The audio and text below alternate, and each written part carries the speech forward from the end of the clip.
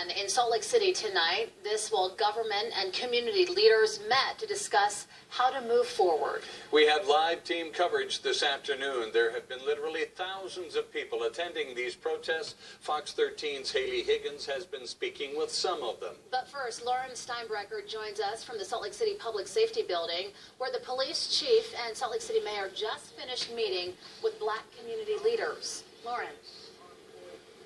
Yeah, Kelly. So this was kind of a listening session as well as reviewing policies within the police department. And they went over things like use of force, body cameras, conduct standards, things like that. Community members say so that they could better understand how things work on a police level, but also offer some of their feedback. And both the chief and mayor expressed and they wanted to hear from the community and understand so that they could kind of open that dialogue after what we have been seeing here in Salt Lake City the past few days. Now, members of the community who attended were from really all different areas. You had people from universities and schools, the NAACP, churches, things like that. So represented by many different aspects of the Salt Lake, Utah community. And really, after this meeting was over, everyone's saying they're feeling positive. And while they're not saying don't go out and protest, they certainly don't like to see some of the violence we've been seeing. And they also want people to know that this dialogue has been open. There are these discussions happening, and they really hope from here that they can move forward. I feel good because it's a continuous open dialogue that, hey, this isn't our last meeting. We're going to go back, we're going to continue meeting, we're going to continue having dialogue. Now I know both sides of the story, so we are able to maybe come together and start working to see how we can go about repairing what is wrong. And Representative Hollins there expressing that some of those reparations could even be, changes on the legislative level, a number of steps that could happen as they look at what needs to happen to move forward. Live in Salt Lake City, Lauren Steinbrecher, Fox 13 News, Utah.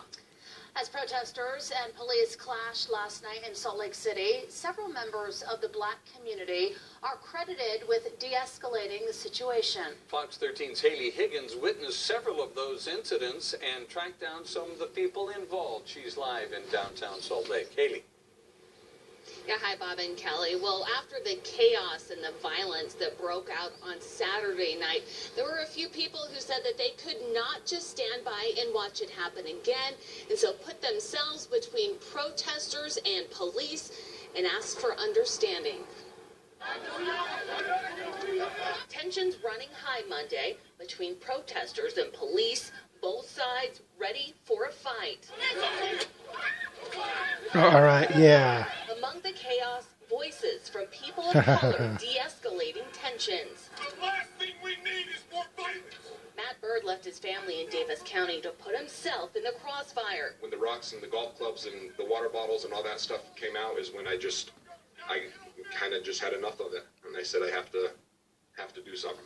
The father of four says what happened Saturday overshadows the intent behind the protests, honoring George Floyd, police reform, and equality. There was just a couple of moments where I was like, this is completely off topic at this point.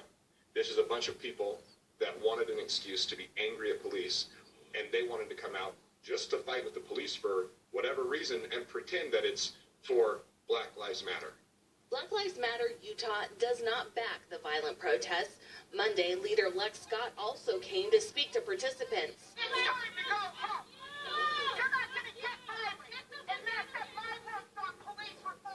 Scenes like this also played out on Saturday, with this man standing in front of a looted store. Listen to me as a black man. This isn't the answer. When darkness fell Monday night, more than 100 protesters were surrounded by police.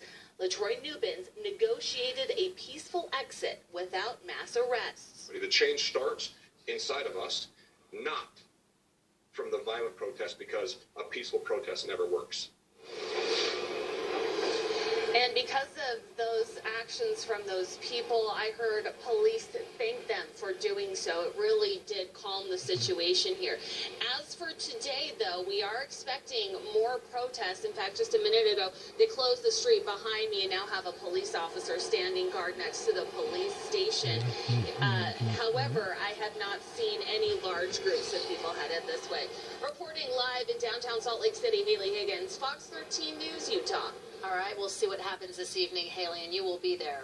Fox 13 News wants to invite everyone to join our conversation about protesting and civil disobedience. During this week's Town Hall Tuesday, we will speak with Kamal Ahmad. He's the organizer of a protest happening this Saturday. Also, former Salt Lake City Police Chief Chris Burbank will be joining us. Bob Evans and I will be moderating the conversation and taking your questions. So please join us tonight for Town Hall Tuesday. It gets underway at 6:30 this evening on the Fox 13 Facebook page. And stay with Fox 13 News, both on the air and online, as we track the fallout of Saturday's protests, as well as show you what is happening at tonight's demonstrations. Coming up at 5:30, we'll hear from leaders in Utah's Black community and from experts about how to talk to your children about the protests.